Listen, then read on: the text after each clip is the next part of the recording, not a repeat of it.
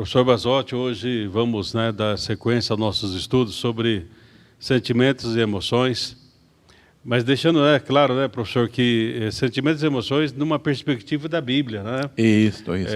Nós não utilizamos aqui vários tipos de ferramentas, né? E falamos várias coisas, mas a nossa base, né, para que nós possamos lidar de uma maneira efetiva realmente com a questão das emoções, é nessa visão bíblica, né?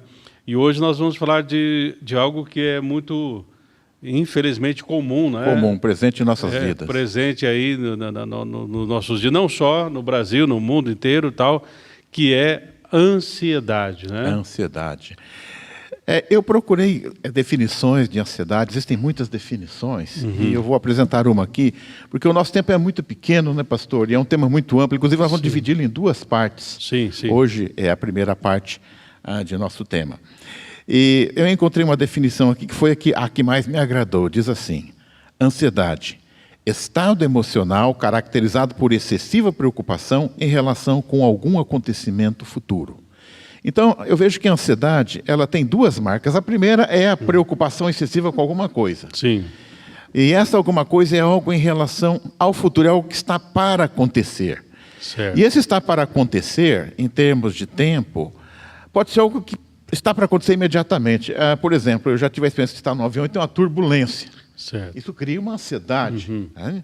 Então, quer dizer, é o que pode acontecer a qualquer momento. O avião vai cair com essa turbulência. Então, é o aqui e agora. Né? Sim. Existe também algumas assim, que envolve horas, dias, né? Ou até algo assim para uma projeção do futuro. Hoje nós vamos ver, por exemplo, aqui com Abraão, um exemplo de ansiedade, que é uma preocupação com o futuro lá na frente, né? Décadas na frente. Né?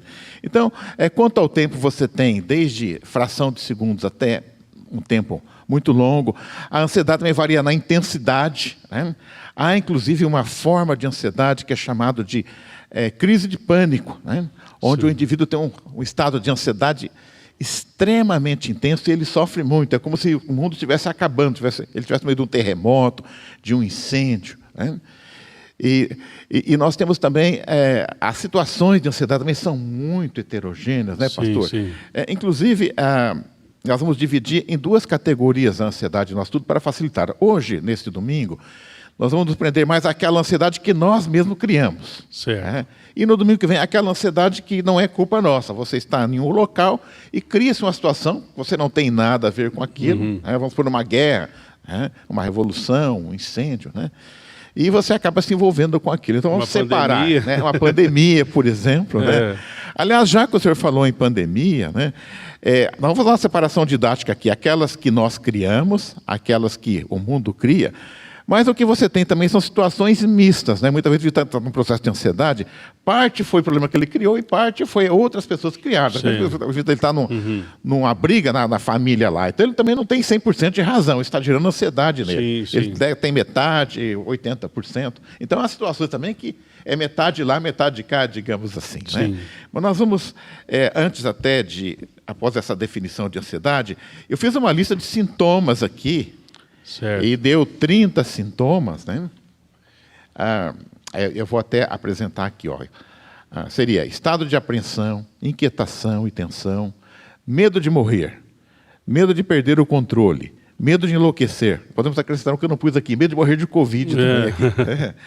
Nervosismo, irritação, desassossego, excessivo estado de alerta, dificuldade para se concentrar, respiração ofegante, sensação de asfixia, dor de cabeça, tontura, alterações do ritmo cardíaco, dor ou desconforto torácico, dificuldade para se concentrar, tensão muscular, tremor muscular, sensação de fadiga, alterações do sono e apetite, boca seca, sudorese, calafrios, onda de calor, formigamento, enjoo, desconforto abdominal. Não é que o indivíduo vai ter tudo junto, ele pode ter um ou outro, né, com maior ou menor intensidade. Mas qualquer uma dessas sensações aqui, isoladamente, já é algo desagradável. Então a ansiedade, quando ela pega pesado, ela é uma experiência bastante desagradável para quem tem.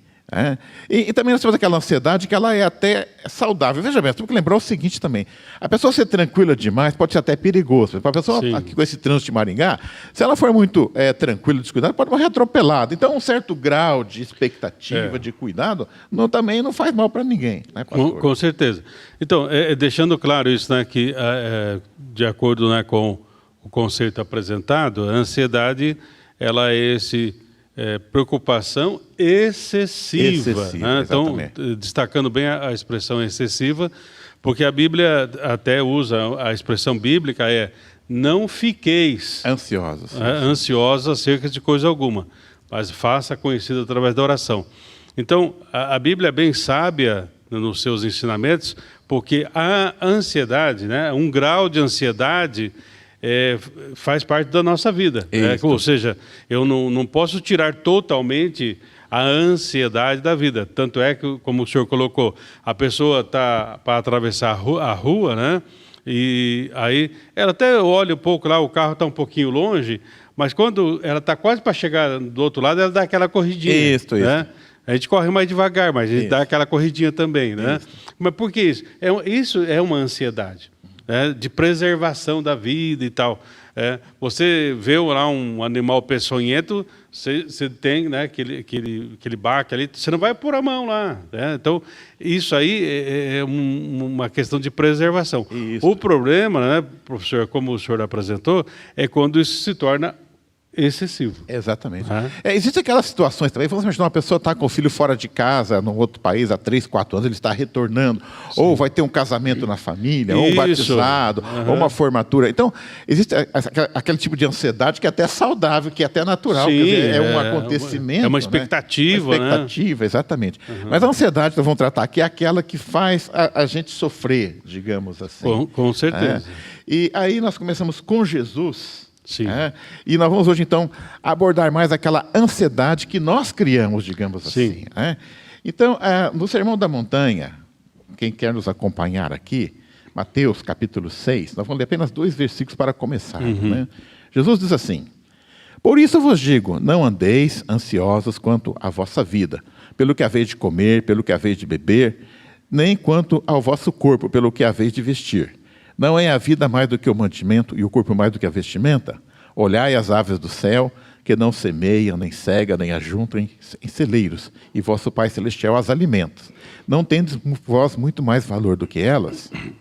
Eu me lembro, pastor, que um dia, falando sobre esse texto aqui, uma pessoa, um amigo meu, que estava naquela fase da vida de luta, de muita dificuldade, né? Ele falou assim: Roberto, essa passagem aqui Jesus deixou para você que é funcionário público. Mas eu que estou aqui, que tenho que trabalhar feito louco no meu dia a dia, isso aqui não serve para mim, não. Né? Mas, na verdade, eu entendo assim. Por isso que Jesus falou: examinai as Escrituras. Né? Então, nós temos que pegar esse texto que Jesus está colocando aqui, porque está mais ou menos assim: não se preocupem. Né? Mas nós temos que verificar outros textos onde isto é complementado. Porque se nós pegarmos, por exemplo, eu separei outra passagem em Lucas, o mesmo Jesus, ele vai dizer assim em Lucas 14, nos versículos 28 e 29. Pois qual de vós, querendo edificar uma torre, não se assenta primeiro a fazer as contas dos gastos para ver se pode acabar, para que não aconteça que, depois de haver posto os alicerces, e não a podendo acabar, todos os que a virem comecem a escarnecer dele, dizendo: este homem começou a edificar e não pôde acabar. Então dá a impressão que é contraditório. Parece que lá Jesus está falando, né? Não se preocupe. Aqui, não se preocupe. Mas, na verdade, o que Jesus está dizendo é o seguinte: você não deve ficar ansioso por coisas que estão fora do seu controle. Na verdade, assim, nós temos que entender que duas coisas bem distintas aqui, né, professor?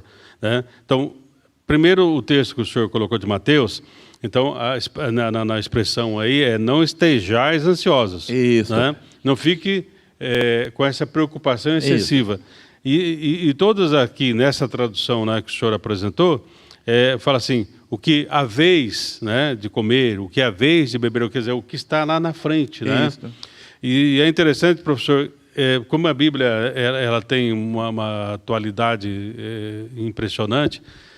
Essa semana, uma das reportagens que nós vimos, né, hoje, essa semana, no sentido assim de que está tendo agora, além de toda a questão da enfermidade, do Covid, enfim, uma boa parte da população, né, do Brasil, ela está preocupada com o que vão se alimentar, com o que vão comer. A crise econômica, né, é isso mesmo. por causa da crise econômica. Então, está preocupada com essa questão da alimentação. Né? Agora, por outro lado, o texto de Lucas, ele fala para nós sermos prudentes. Né? Isso, é lógico, se eu vou fazer uma construção, se eu vou começar uma reforma, é bom a gente fazer um planejamento, né? A prudência. E essa prudência, professor, talvez nos ajude a aliviar as ansiedades. Exatamente. Porque nós sabemos que é um passo de cada vez, um momento a momento, né? Que nós vamos vencendo, né? Eu vejo assim, por exemplo, o indivíduo ele fala, será que vai chover? Será que eu vou colher? Quer dizer, essa preocupação, se vai chover, está fora do controle dele. Mas ele deve plantar, deve cultivar, cuidar daquilo que plantou, deve fazer a colheita, deve armazenar um pouco. Né? Sim, sim. Então, essa é a prudência. É o planejamento. Quer dizer, o que está no seu controle? É você planejar para que as coisas corram melhor possível. Até em Eclesiastes, né, Salomão, o homem que foi, né, mais sábio que já existiu sobre a face da terra, ele fala isso, né? Se nós ficarmos observando o vento, se vai chover, não vai chover, nós não semeamos. Né? Então, uma das coisas, né, que nós precisamos entender, por que eu não posso ficar ansioso de maneira excessiva? Isso. Porque eu não tenho todo o controle, então eu tenho que confiar, e aí que entra a nossa fé, confiança na palavra de Deus, de que aquilo que nós não podemos, Deus pode. Né? E nós estamos em boas mãos, que são as mãos do Senhor.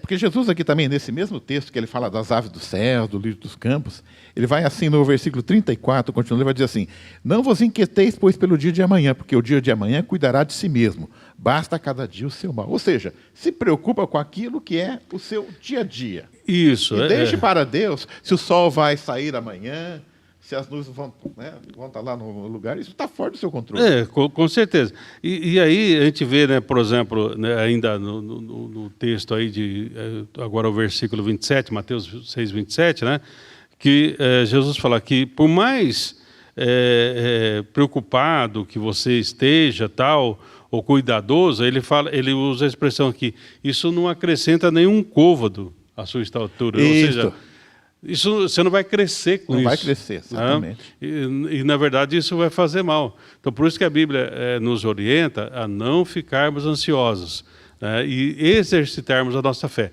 Isso não é fácil, né, professor? Não é fácil, não é uma coisa assim, mas nós vamos aprendendo, como Paulo. Aprendi a viver contente em toda e qualquer circunstância.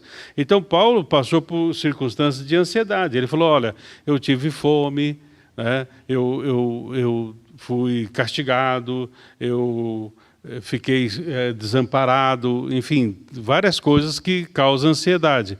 Mas ele foi buscando, né, dia a dia no Senhor, né, como acrescentou aí no 34, né, dia a dia, basta cada dia o seu mal. Então, vamos enfrentar o dia de hoje, né, Paulo fala assim, combati o bom combate, mas esse bom combate foi um combate diário, né?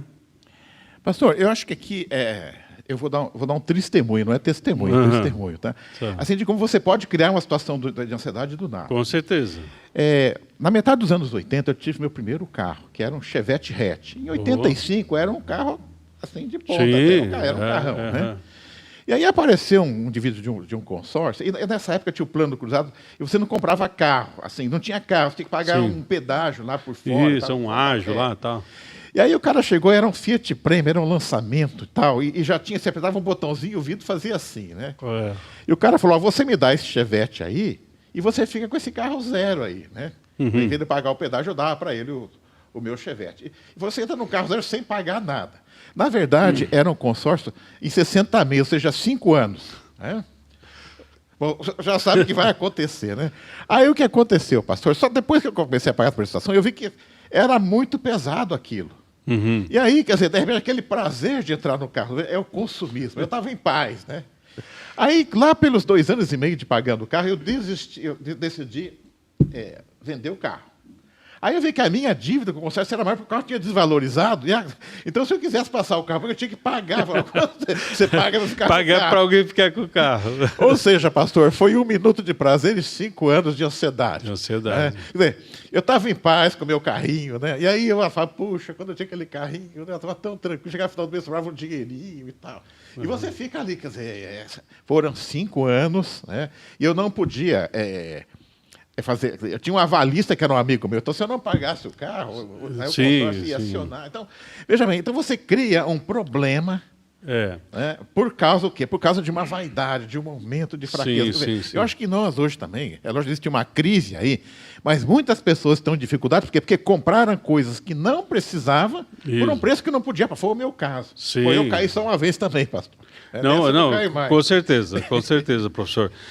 Uma das coisas, então, por isso que a gente voltamos naquele texto que Paulo diz, ele fala assim, eu aprendi a viver contente. Entendeu? Então, a gente tem que ter um contentamento. É lógico, não significa que nós não vamos desejar alguma coisa ou buscar alguma coisa. Mas planejar para isso. Mas como o texto de Lucas da Torre, nós temos que ser prudentes. Prudentes, porque muitas vezes, por exemplo, vou trocar de carro, mas por que trocar de carro? O seu carro não está bom? Muitas vezes é uma vaidade mesmo. Uma vaidade. É uma coisa sem necessidade, porque aí, de repente, você...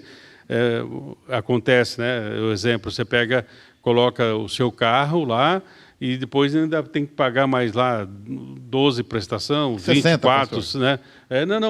Hoje, dependendo do valor do seu carro, você dá o seu carro, mas ainda tem que pagar, infelizmente.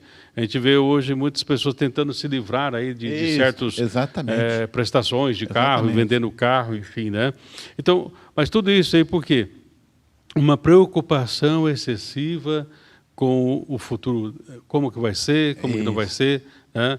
Então, segura na mão de Deus, né? Como diz o cântico, e vai. Vamos um dia de cada vez, um momento a momento, né? 7 dias por semana, né? Um mês de cada vez, né? E é assim que a gente caminha, né?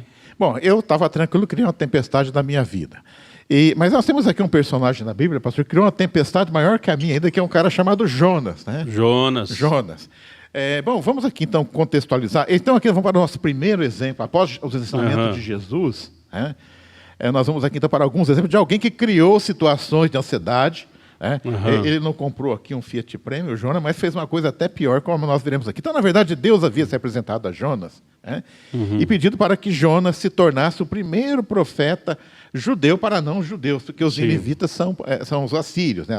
Nínive era a capital da Assíria. Então, Deus pediu para Jonas levar uma mensagem lá de exortação para os ninivitas. Só que, na verdade, nós sabemos que os judeus odiavam os ninivitas, né? Sim. E realmente, o que Jonas fez aqui foi dizer um não para Deus, né? Em vez dele ir para Nínive, ele foi lá no porto, né? E embarcou para a cidade chamado, um porto chamado Jope, né? E ia para a cidade chamada Tarsis, né? Ou seja, ele falou, essa eu não vou atender. É totalmente o oposto, né? Digamos, seria... A mesma coisa, um exemplo, a Nínive fica no sul, ele foi para o norte. Exatamente, né? Totalmente diferente os caminhos, né? E aí o que aconteceu, né? Aqui está o tipo do sujeito que criou uma tempestade, não foi num copo d'água, não, ele criou uma tempestade literal. Isso, veio a tempestade literal. Então, quer dizer, a mão do Senhor pesa para os que desobedecem. Sim. Aqui também é um exemplo de ansiedade gerada por alguém que está em desobediência. Essa pode ser uma causa de ansiedade também, né? Aí, pegando aqui já o livro de Jonas, no capítulo 1, eu vou ler 2 versículos aqui. Então, vem a tempestade, né? Diz assim, mas o Senhor mandou ao mar um grande vento, e fez-se no mar uma forte tempestade, e o navio estava a ponto de quebrar-se. Então temeram os marinheiros, e clamavam cada um ao seu Deus, e lançaram ao mar as cargas que estavam no navio, para aliviarem o seu peso. Jonas, porém, desceu ao porão do navio e, tendo-se deitado, dormia um profundo sono. Veja que interessante, uma situação que deveria gerar uma extrema ansiedade. E aqui também é um exemplo interessante. É alguém que, diante de uma situação de extrema ansiedade, ele está simplesmente dormindo. Só que, em alguns casos, né, pode ser detectado isso como também uma outra fuga, né? A pessoa se entrega, vai dormir, quer esquecer, falando, isso é um pesadelo, eu vou dormir, que quando acordar vai estar tudo bem, né? Então é uma espécie também de fuga, né? que ele teve uma segunda fuga, né? Existe uma lei de Murphy, né? Os americanos gostam muito das leis de Murphy, que diz assim: nada que está tão. Não há nada tão ruim que não possa ficar pior. Foi o que Sim. aconteceu aqui com o Jonas, né? Com certeza. As coisas ficaram pior. Então, nós sabemos, então, né, continuando o texto, né, que foi feito lá um pedido para Deus para revelar a pessoa, fizeram um sorteio e o sorteio caiu em cima do Jonas. Né? Não teve jeito. E ele foi jogado no mar. Né? Então, E aí é interessante, né, que aí que realmente a coisa apertou, né? Porque Jonas ele fica no ventre da baleia por 3 dias. Deve ter sido uma experiência terrível, se ele refere a isso como um inferno. Né? E aqui nós temos, pastor, uma das orações mais fervorosas da Bíblia. Né? Quer dizer, agora que a coisa apertou um pouquinho mais, o Jonas se tocou. E aqui nós temos, então, do capítulo 2, versículo 2, Jonas 2, de 1 a 2. Talvez a oração mais fervorosa da Bíblia, tá? Uma das top. Diz assim: E orou Jonas ao Senhor seu Deus das entranhas do peixe, disse: Na minha angústia clamei ao Senhor, e ele me respondeu: Do ventre do inferno gritei, e tu ouvistes a minha voz. Deus sempre está ouvindo, né? Não, e é interessante, o senhor vê, professor, ele foge, pega o barco, né? Depois ele está dentro do barco, ele foge, vai dormir. Depois vem a tempestade, ele também quer escapar. E ele mesmo dá a ideia para as pessoas. Faça o seguinte, me lancem no mar. Isso, ele pede para lançá-lo no mar. Exatamente. Então, quer dizer, ele quer escapar de todo jeito. Quer escapar. E ele acha que a morte vai ser o escape dele. Que vai ser. E depois, aí, acho que quando ele está lá no ventre do peixe, ele chega a concluir, ele cai na real. Cai na real, exatamente. Cai na real e fala, não, Senhor, me ajuda aí. Só que aí Deus o livra e fala, mas agora você tem que voltar e pregar. Isso, quer dizer, a misericórdia de Deus está presente aqui na vida de Jonas. Né? Deus tem que converter primeiro o seu profeta para ele começar o trabalho dele. Né? E é interessante, professor, que aí que a gente vê assim, muitas vezes a gente tem momentos de ansiedade. E por que a Bíblia fala para nós não ficarmos ansiosos? Né?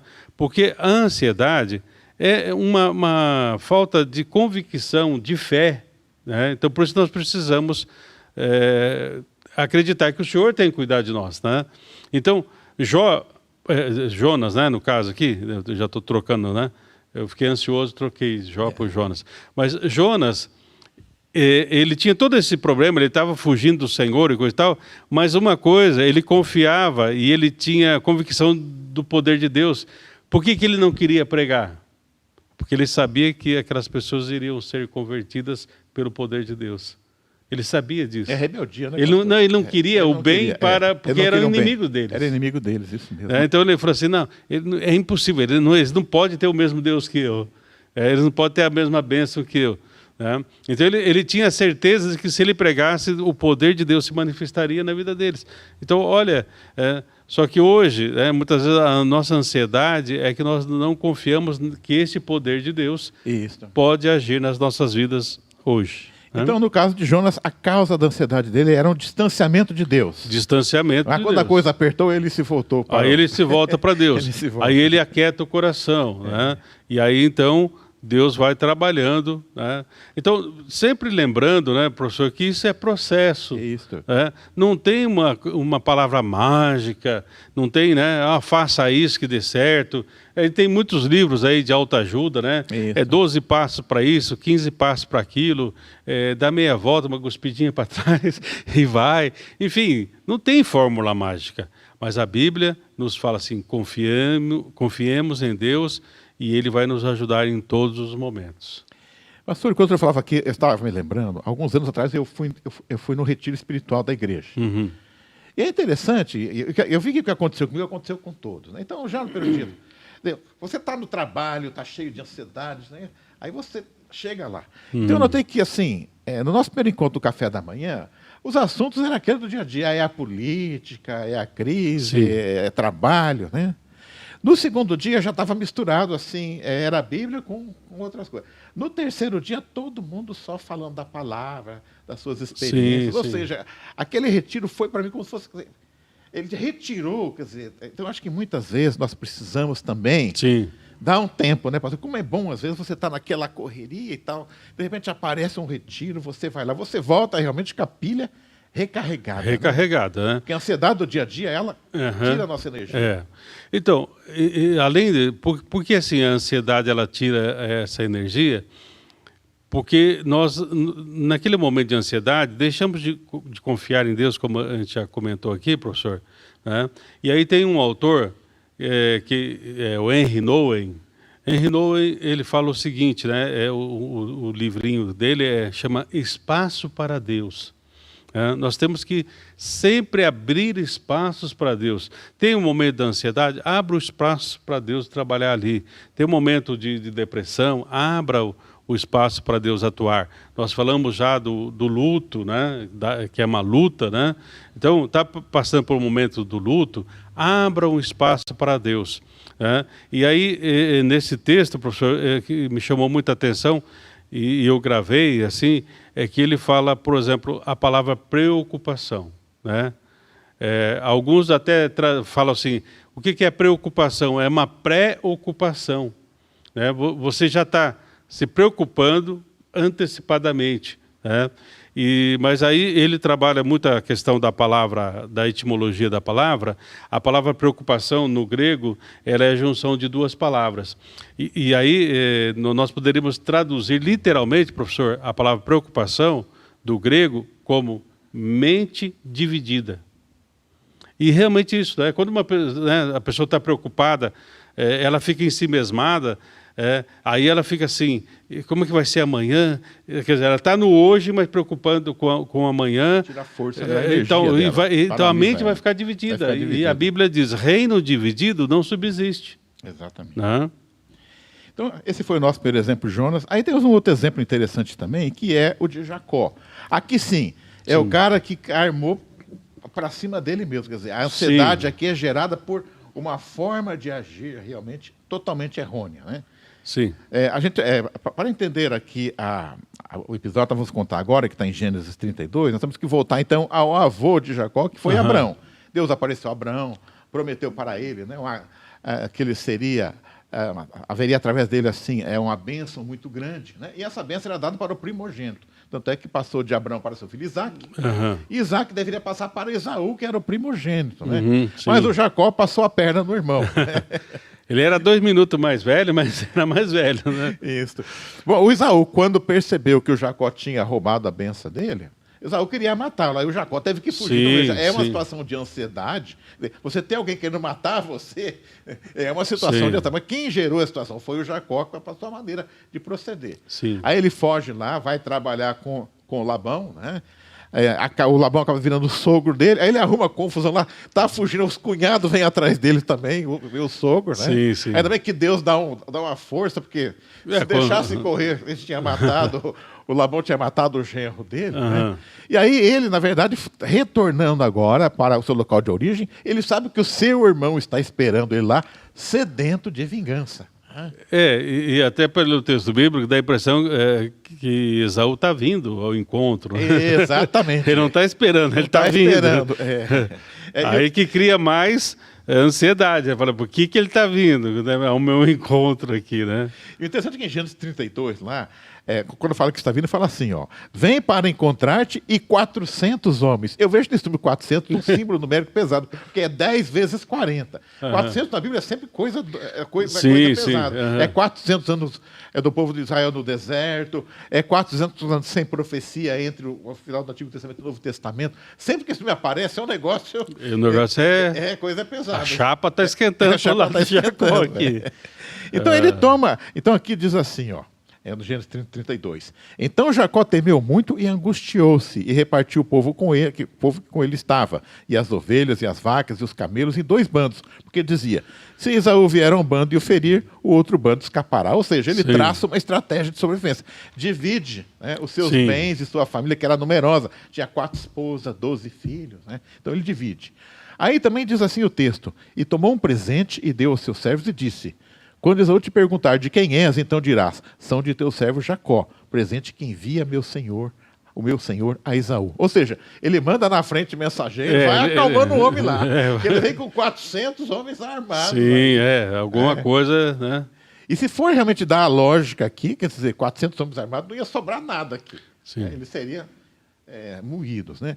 E aí acontece um momento de desespero em que Jacó fica sozinho, né, lá no Val de Jaboque. Certo. E naquela noite, né, ele luta com o anjo, né? Ele Sim, luta com o anjo a noite toda, né? E aí o anjo diz para ele assim, né? Deixa de me ir, porque já a alva subiu, ou seja, já está amanhecendo o dia. Sim, Né? então... Mas Jacó diz assim, porém ele disse, não te deixarei ir, senão me abençoares. Ou seja, aqui nós temos também alguém que está no estado de ansiedade muito grande, ele está tão desesperado que ele fala, não, eu não te largo enquanto aquela bênção que ele havia tentado furtar. Agora ele precisa dela, que ele sabe que sem essa bênção ele não tem futuro. Né? Então nós vemos aqui também em Jacó, quer dizer, uma situação de ansiedade extrema. Sim. Gerada por quê? Por um conflito, gerado por atitudes que não foram corretas. Né? Sim. Para a sorte de Jacó, nosso Deus é um Deus que vai acertando. Na verdade, Deus vai à frente, né? Então, esse encontro, né, de Jacó, eu sei que já foi muito comentado, né?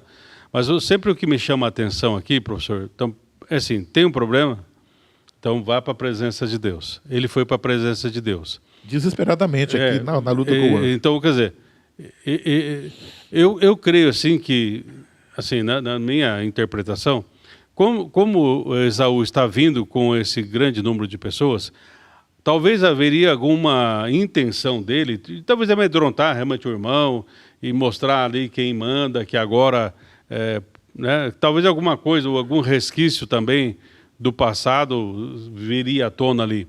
Eu creio que não teve nenhuma circunstância mais grave, porque Deus interviu ali. É isso. Mas o que me chama a atenção aqui é o seguinte, nós estamos falando da questão da ansiedade, e foi um momento de muita ansiedade ali. Mas aí é o seguinte, quando veio a bênção do Senhor para a vida, né, de Jacó, há um detalhe ali que o anjo toca no nervo ali da coxa ali e tal. E alguns autores comentando sobre isso dizem assim, para que nós possamos vencer as dificuldades, e vamos colocar aqui hoje, né, ansiedade, ou luto, ou depressão, como nós já vimos anteriormente, nós vamos ter que andar de uma maneira diferente. Ou seja, Jacó nunca mais andou da mesma maneira. Isso. Né?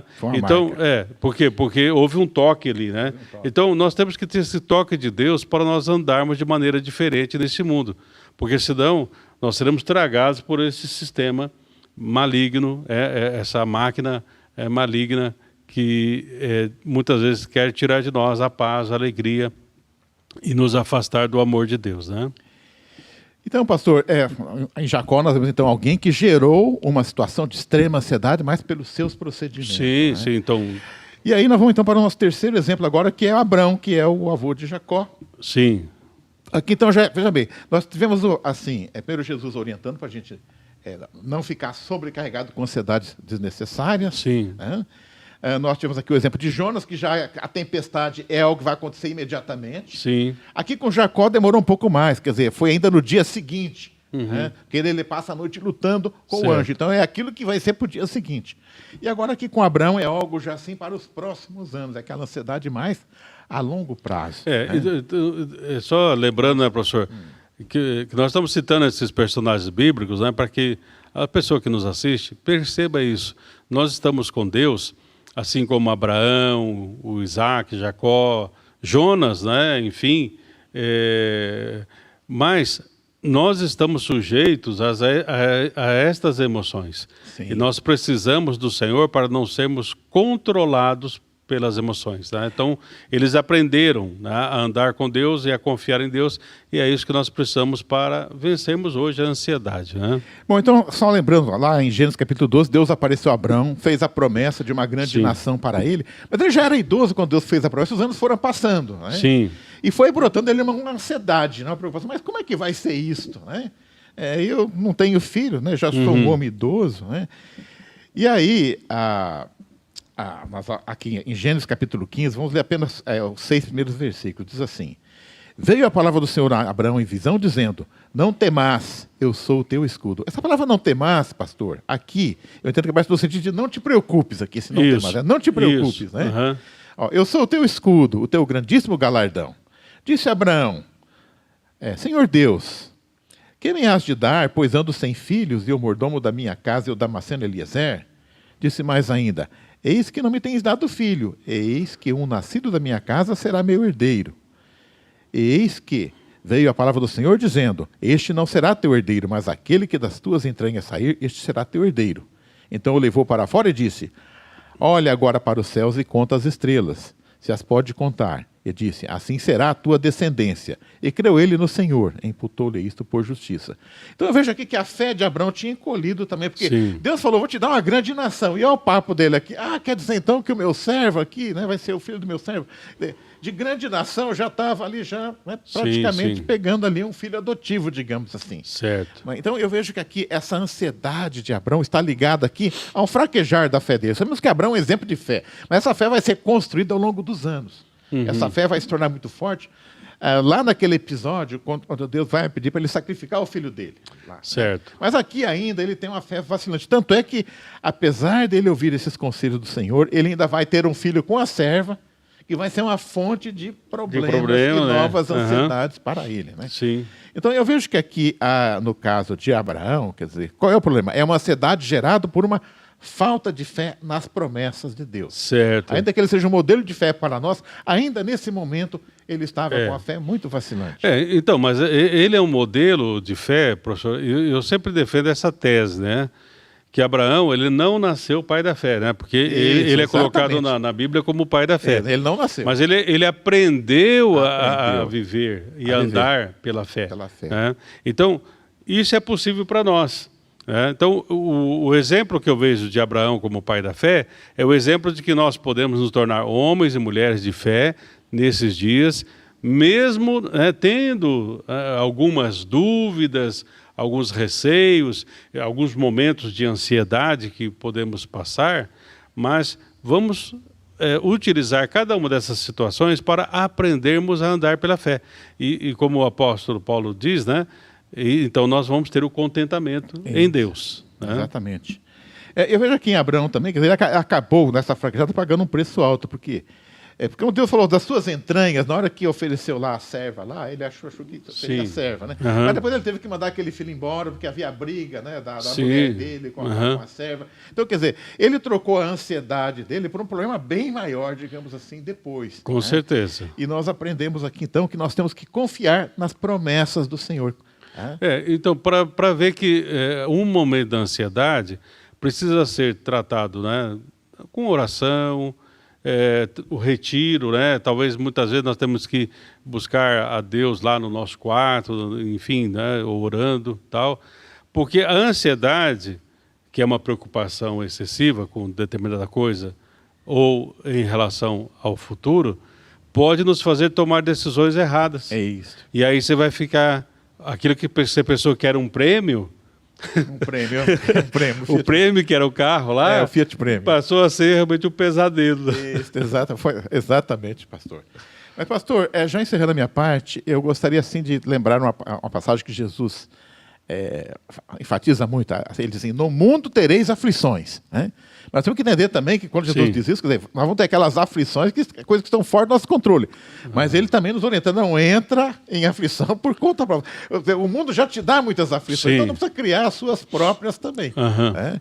Então, eu vejo que, com base no exemplo de Jonas, no caso do exemplo de Jacó e de Abraão, o que eu aprendo aqui nesta manhã é que vamos procurar confiar em Deus. Boa parte da nossa ansiedade é um fraquejar da nossa confiança em Deus. Confie no Senhor e isso será uma forma de você não resolver para nos aliviar sua ansiedade. Sim, sim.